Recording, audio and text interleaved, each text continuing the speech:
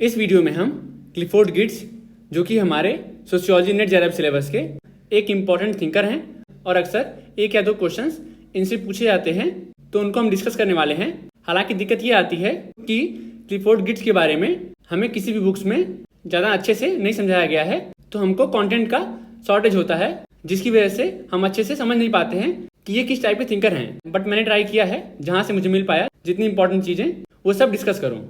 Video start करने से पहले आप वीडियो पॉज करके अबाउट मी में मेरे बारे में जान सकते हैं। सो गिट्स एक अमेरिकन एंथ्रोपोलॉजिस्ट थे और इनका जो मेन कंट्रीब्यूशन है वो सिंबॉलिक एंथ्रोपोलॉजी की तरफ है। मीन्स एंथ्रोपोलॉजी को इंटरप्रिटेटिव अप्रोच से पढ़ना। सो मान लीजिए हम किसी भी कल्चर का स्टडी कर रहे हैं, तो उसमें बहुत ही डीपली जाके उनके साइंस, उनके सिंबल्स का इंटरप्रिटेशन करते हैं, उसको बोलते हैं सिंबॉलिक एंथ्रोपोलॉजी। अभी जैसे हम आगे पढ़ेंगे और अच्छे से समझ में आएगा कि किस तरीके से इन्होंने सिंबॉलिक एंथ्रोपोलॉजी का यूज किया था। इनके कुछ फेमस कॉन्सेप्ट्स हैं, like thick description, thin description, जिसको मैं यहाँ पे मेंशन नहीं कर पाया हूँ, आप लोग ऐड कर लीजिएगा। फिर है बाल्नीज कॉकफाइट, फिर है एपोकेलिज्म, और उसके बाद है प्राइमोर्डियल टाइज। जो गिट्स का फील्ड वर्क था वो था इंडोनेशिया के कुछ स्पेसिफिक आइलैंड्स पे, लाइक जावा, बाली, सेलेबेस, सुमात्रा। और इन्होंने अपनी एक बुक पेडलर्स एंड प्रिंसेस में मोजुकोटो और तबानन आइलैंड का बात किया है। एमसीक्यू में पूछा गया है कि गिट्स ने पेडलर्स और प्रिंसेस बुक में किन दो आइलैंड का बात किया है, तो ये दो थे। और इन्होंने मोरक्को पे भी स्टडी किया है। तो ये सब इनके फील्ड वर्क इंपॉर्टेंट है, पूछ सकता है कि इन्होंने कहाँ कहाँ स्टडी किया है, तो आपको याद रखना है। अब आइए एक एक करके देखते हैं कि इनके कौन कौन से कॉन्सेप्ट्स क्या क्या बोलते हैं। पहला है थिक डिस्क्रिप्शन। इन्होंने अपनी book the interpretation of culture में ये कॉन्सेप्ट दिया था, जिसका मतलब होता है, मान लीजिए किसी आप कल्चर का स्टडी कर रहे हैं, तो उस स्पेसिफिक कल्चर का उस पर्टिकुलर पॉइंट ऑफ टाइम पे कुछ ना कुछ चीजें कॉमन होंगी जो बहुत ज्यादा वाइब्रेंट होंगी। उसी के बारे में हम डीपली स्टडी करते हैं और उसका कॉम्प्रिहेंसिव डिस्क्रिप्शन देते हैं। थिक का मतलब मोटा, मीन्स बहुत डीप में जाके कॉम्प्रिहेंसिव डिस्क्रिप्शन देना। इस तरीके से आप याद कर सकते हैं। वैसे ये जो टर्म है थिक डिस्क्रिप्शन, इसको कॉइन किए थे गिलबर्ट रेल, बट इसका यूज गिट्स ने भी किया था। इसी का अपोजिट है थिन डिस्क्रिप्शन। तो कल्चर की जो चीजें हैं उनको बहुत ही शॉर्ट वे में बताना, उसको बोल देंगे थिन डिस्क्रिप्शन। अगर कॉम्प्रिहेंसिव वे में बता रहे हैं तो थिक डिस्क्रिप्शन, और अगर शॉर्ट वे में बता रहे हैं तो वो आ जाएगा थिन डिस्क्रिप्शन। फिर इन्होंने स्टडी किया था बाल्नीज कॉकफाइट का। ये होता क्या है, ये जो बाल्नीज लोग होते हैं इंडोनेशिया के, उनके कल्चर का एक इवेंट होता है जो वहाँ पे करवाया जाता है। तो उसका जब गिट्स स्टडी कर रहे थे तो इन्होंने नोटिस किया कि कैसे कॉक को, कि कैसे मेल मुर्गे को डोमिनेंस के रूप में दिखाया जाता है और इसी के थ्रू मैस्कुलिनिटी को प्रूव किया जाता है। मेजरली ये रिलेटेड है वॉर से और डोमिनेशन से और मैस्कुलिनिटी से। तो जो मुर्गों की फाइट होती है उसको बोलते हैं बाल्नीज कॉक फाइट। फिर एक डेफिनेशन है कल्चर का गिट्स के द्वारा, culture is a system of inherited conceptions expressed in symbolic forms by means of which men communicate, perpetuate and develop their knowledge about attitudes toward life। ये आपको याद रखना है, इंपॉर्टेंट है। इसमें ये बोलते हैं कल्चर एक सिस्टम होता है जिसको हम इनहेरिट करते हैं, मीन्स एक जनरेशन से दूसरे जनरेशन को ट्रांसफर किया जाता है एक सिंबॉलिक फॉर्म में, जिसके थ्रू लोग कम्युनिकेट कर पाते हैं और उसको आगे बढ़ा पाते हैं, मीन्स परपेचुएट कर पाते हैं, और उसी के द्वारा अपने लाइफ के बारे में अपना परसेप्शन बनाते हैं, अपने सेल्फ का निर्माण करते हैं और नॉलेज लेते हैं और समझते हैं अपनी लाइफ के बारे में। अब देखते हैं एपोकेलिज्म, ये क्या होता है।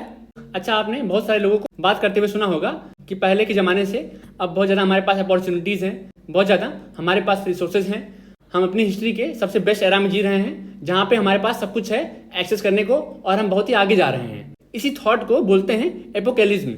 और अक्सर मोटिवेशनल स्पीकर हमारे से पहले जनरेशन वाले ये बात बोलते हैं, तो ये थॉट ही कहलाता है एपोकेलिज्म। इसी का काउंटर करते हैं क्लिफोर्ड गिट्स और बोलते हैं कि ऐसा नहीं है।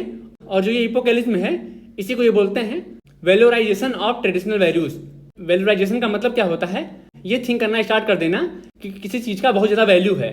तो गिट्स बोलते हैं कि हमने ये स्टार्ट कर दिया है ये थिंक करना कि इस पर्टिकुलर एरा का बहुत ज्यादा वैल्यू है या फिर इस कल्चर का बहुत ज्यादा वैल्यू है, इसलिए ये एपोकेलिज्म को बोलते हैं वैल्यूराइजेशन ऑफ ट्रेडिशनल वैल्यूज। नेक्स्ट एक डेफिनेशन है गिट्स का रिलीजन के ऊपर। वो बोलते हैं रिलीजन को, religion is a system of symbols. बहुत बड़ा एक डेफिनेशन है, बट की टर्म पकड़ने के लिए मैंने यहाँ पे मेन पॉइंट लिख दिया है कि religion is a system of symbols. ये आप याद रख लीजिएगा और आपको एमसीक्यू सॉल्व करने में आसानी होगी। फिर एक डेफिनेशन है जो पूछा गया एमसीक्यू में, ethnicity and ethnic groupings are primordial factors in the sense that they are given in very condition of human existence। तो गिट्स बोलते हैं जो भी हमारा एथनिसिटी है और जो हमारा एथनिक ग्रुप है वो प्राइमोर्डियल फैक्टर्स है। प्राइमोर्डियल का मतलब होता है ऐसी चीजें जो शाश्वत हों, बहुत लंबे समय से, प्राचीन काल से चलती आ रही हों। तो यहीं पे एक टर्म यूज करते हैं ये प्राइमोर्डियल टाइज या फिर प्राइमोर्डियल फैक्टर्स। इस तरीके से आपका ये भी क्लियर हो गया कि ये क्या होता है और किस कॉन्टेक्स्ट में यूज करते हैं गिट्स। अपनी डेफिनेशन में एथनिसिटी को बताते हुए यूज करते हैं प्राइमोर्डियल टाइज और फैक्टर्स का। 6 टाइप के ये प्राइमोर्डियल टाइज का बात करते हैं। पहला है एज्यूम्ड ब्लड, दूसरा है रेस, तीसरा है लैंग्वेज, चौथा है रीजन, पांचवा है रिलीजन और छठवां है कस्टम। ये ऐसी टाइज हैं जो बहुत ही लंबे समय से चलती आ रही हैं। जो गिट्स का सिंबॉलिक एंथ्रोपोलॉजी है उसको हम 3 पार्ट में बांट सकते हैं।